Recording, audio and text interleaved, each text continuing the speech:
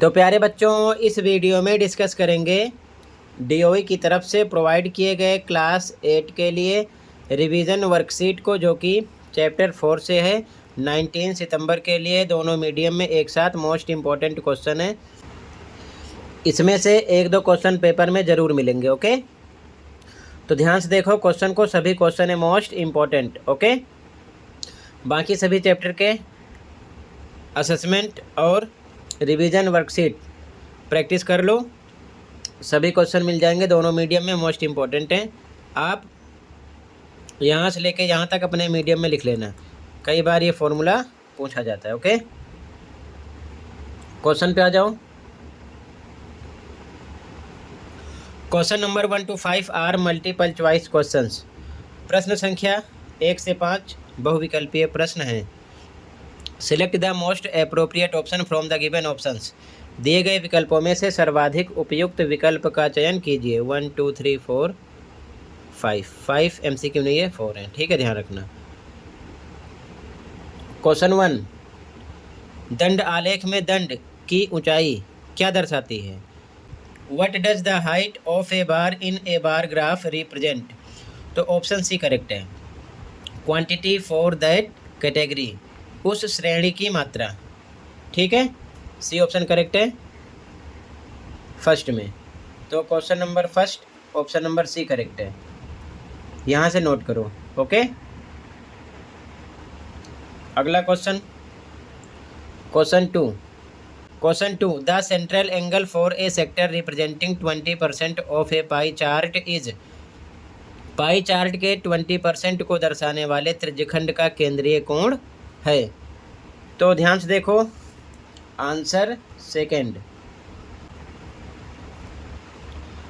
Answer 2 केंद्रीय कोण यानी कि सेंट्रल एंगल बराबर 20% का निकालना है। तो 20/100 करेंगे, परसेंट हटाकर 100 लगाएंगे, गुणे 360।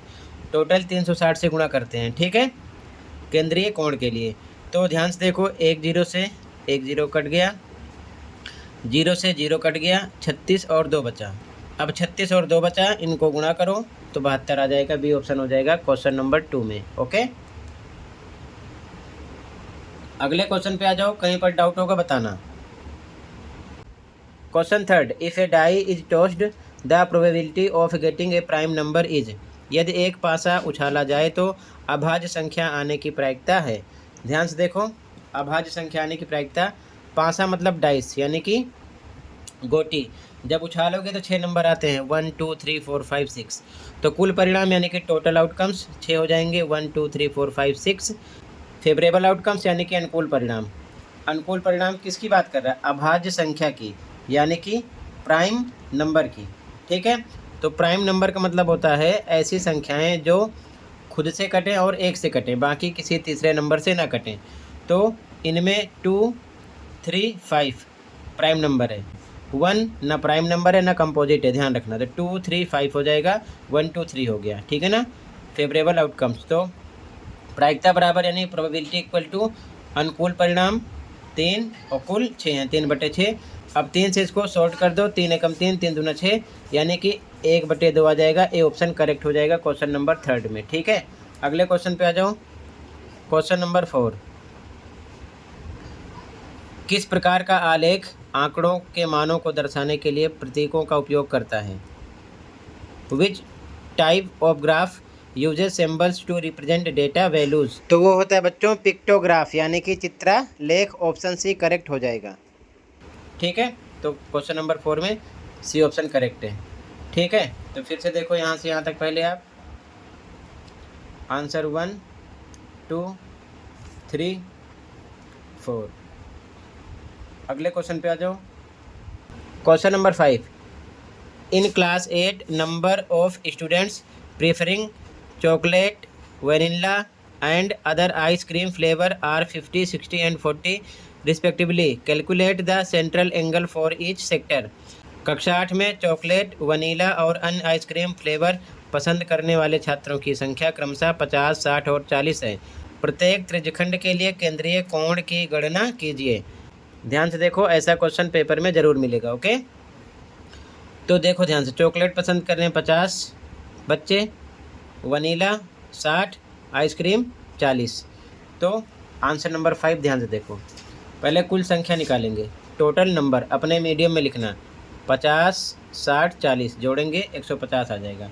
ठीक है, तो चॉकलेट के लिए केंद्रीय कोण यानी सेंट्रल एंगल फॉर चॉकलेट, तो 50 चॉकलेट वाले हैं तो 50 बटे टोटल 150 गुणे 360। हर बार सेंट्रल एंगल के लिए 360 से गुणा करते हैं। तो देखो 0 से 0 कट गया।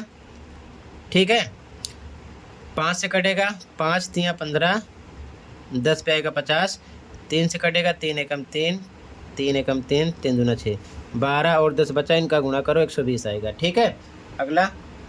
अब इसके बाद में वनीला के लिए कितने हैं, 60 हैं। ठीक है, तो वनीला के लिए केंद्रीय कोण यानी सेंट्रल एंगल फॉर वनीला 60 हैं, तो 60 बटे में टोटल 150 गुणे 360, 0 से 0 कट गया, 15 एकम 15, 15 चौके 60, 4 का 36 से करो गुणा 144 आएगा। ठीक है, 4 6 24, 4 2, 4 3 12 2 14, इतना आ जाएगा। अब इसके बाद में आइसक्रीम फ्लेवर के लिए, तो आइसक्रीम फ्लेवर के लिए केंद्रीय कोण central angle for ice cream flavours कितने, 40 हैं, तो 40 बटे टोटल 150 गुणे 360, 0 से 0 कट गया। ठीक है, 5 से कट करो, 5 तियाँ 15, 5 अट्ठे 40, 3 से कट करो, 3 एकम 3, 3 एकम 3, 3 दूना 6, 12, 12 और 8 बचा, इनका गुणा करो 96 आएगा। ठीक है, तो chocolate, vanilla and ice cream flavour के लिए सेंट्रल एंगल आ जाएगा। इस प्रकार से करना होगा, पेपर में ज़रूर आएगा। ठीक है, ध्यान रखना, अच्छे से प्रैक्टिस करो। अगले क्वेश्चन पे आ जाओ, क्वेश्चन नंबर 6।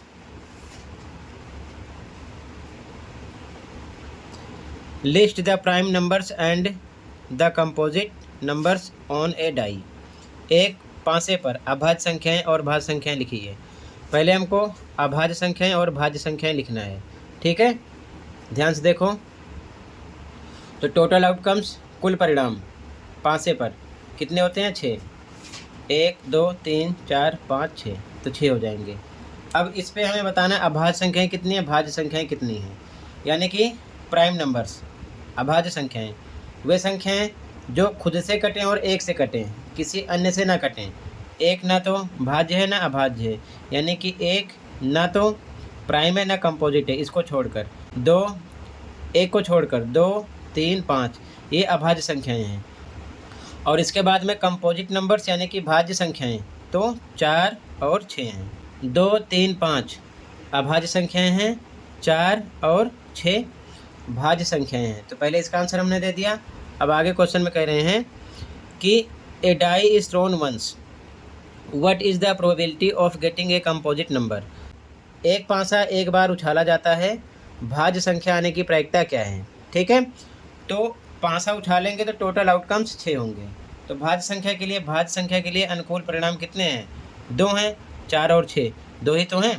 तो इंग्लिश में लिखो प्रोबेबिलिटी फॉर कंपोजिट नंबर, भाज्य संख्या के लिए प्रायिकता बराबर अनुकूल परिणाम बटे कुल परिणाम, यानी कि फेवरेबल आउटकम्स अपॉन में टोटल आउटकम्स। फॉर्मूला लिखो ना लिखो आपकी मर्जी है।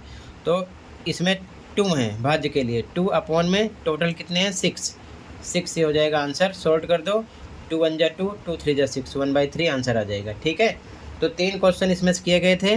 पहले टोटल आउटकम्स पता किए, फिर अभाज्य संख्याएं, फिर भाज्य संख्याएं, उसके बाद में भाज्य संख्या के लिए प्रायिकता। ठीक है, तो ये आंसर हो जाएंगे। इसी के साथ ये असेसमेंट कंप्लीट है। कहीं पर कोई डाउट है कमेंट कर सकते हो। मिलते हैं अगली वीडियो में। Thank you for watching and take care. Okay.